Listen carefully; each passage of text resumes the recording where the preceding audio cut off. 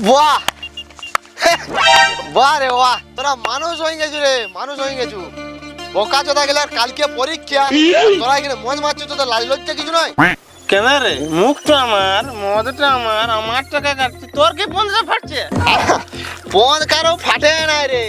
তুই বল, আমি ফাটাফাটি কিছু বললাম?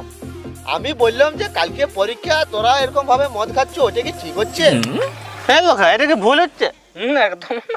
তাহলে দেখ, তুই কেলা ভুল করে চলে আসছু, খাবি তো খা, নাহলে ঘর চলে যা, ওইদিকে রাস্তাটা যা। এমনি তো আমার আজকে খাওয়ার ইচ্ছা নাই, কিন্তু তোরা যখন এত ভালোবাসে দিচ্ছু, ঘুরাই লাগিস না, দেখ একটু খাইলি।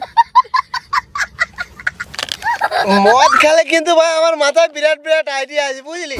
শোন, তুই কালকে নোট করবি, আর এই লম্বা লম্বা চুলের ভিতরে ঢুকাইলি চলে যাবি, কেলা বাকিটা আমি তারপর দেখছি।